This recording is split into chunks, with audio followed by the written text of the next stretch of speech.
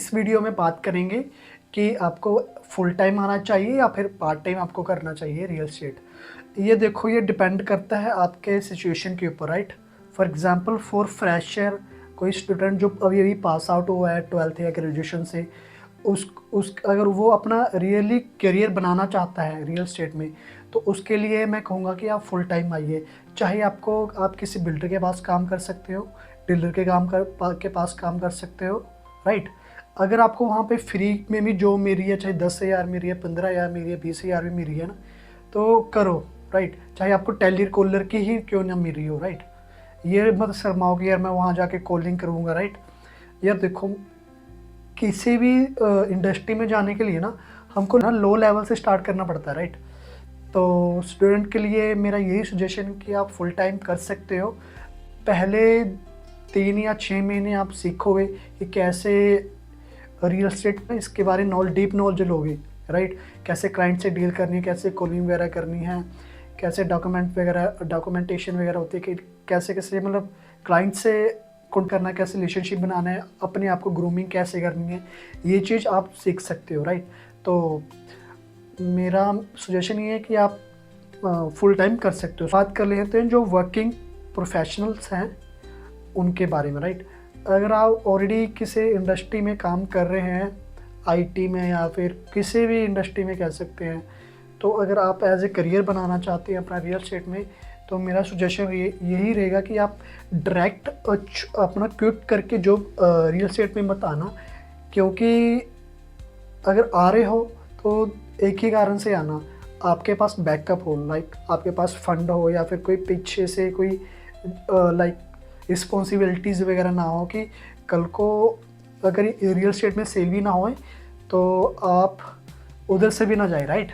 तो इसलिए मैं आपको सजेशन दूंगा कि आप एज ए कमीशन बेस्ड काम कर सकते हो बिल्डर और डीलरों के साथ, राइट।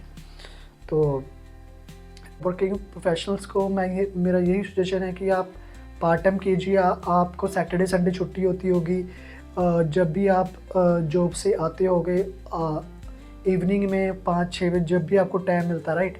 तो उसके बाद आप टाइम निकाल के अपने क्लाइंट को विज़िट करा देना, या फिर सुबह आप जाते हो तो ऑफिस से पहले भी आप विज़िट करा सकते हैं। यार देखो, मेहनत करनी ही पड़ती है, राइट। कोई भी फील्ड लगा लो, लेकिन रियल एस्टेट ऐसा फील्ड है, इसमें आपको कंसिस्टेंट रहना पड़ता है।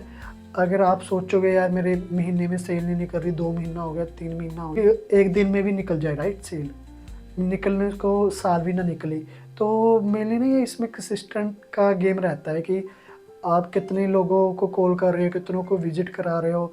उसमें से आप मान के चलो, अगर आप 10 को किसी को विजिट कराए तो उसमें एक कन्वर्जन तो ज़रूर आएगा, राइट।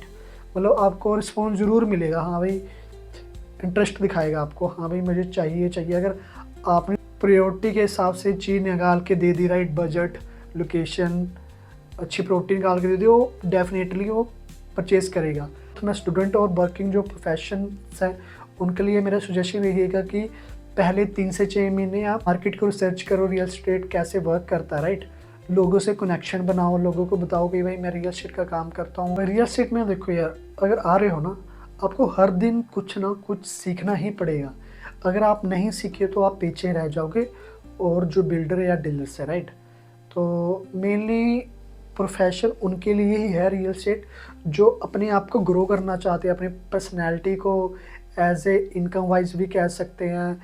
तो देखो, रिजेक्शन से यार आएंगी, मैं खुद कहता हूँ, मुझे खुद नहीं बोलना आता था। टायर 2 या टायर सिटीज़ में से आते हैं कोई भी, तो हमको 1 करोड़ भी बहुत ज़्यादा ही लगता है, राइट। जब आप प्रॉपर्टी में आते हो ना, तो आपका माइंड सेट ही चेंज हो जाता है, आपको भी लाख भी ऐसे हज़ारे जैसे लगते हैं। लेकिन हाँ, कि मेहनत भी ज़रूरी है, स्मार्ट वर्क भी ज़रूरी है, और कंसिस्टेंट रहना मेन ज़रूरी है रियल एस्टेट में। तो मेरे लिए है कि आप मान के चलो कि जितने भी डीलर्स आते हैं जो काम स्टार्ट करते हैं, वो आधे से ज़्यादा फेल इसलिए हो जाते हैं, प्लस वो मार्केट में अप टू डेट नहीं रहते, दूसरा कंसिस्टेंट नहीं रहते, राइट। मतलब ठीक है यार, सेल हो रही है तो ठीक है, नहीं हो रही तो छोड़ के भाग जाते हैं। तो मेनली है कि आप रियल एस्टेट में आ रहे हो तो पेशेंस लेवल बढ़िया होना चाहिए। होप ये वीडियो आपको बढ़िया लगी होगी। अगर बढ़िया लगी तो लाइक कर देना, अगर कोई भी आपका क्वेश्चन हो तो मुझे कमेंट कर देना। तो मिलते हैं फिर नेक्स्ट ब्लॉग में। Thank you for watching this video.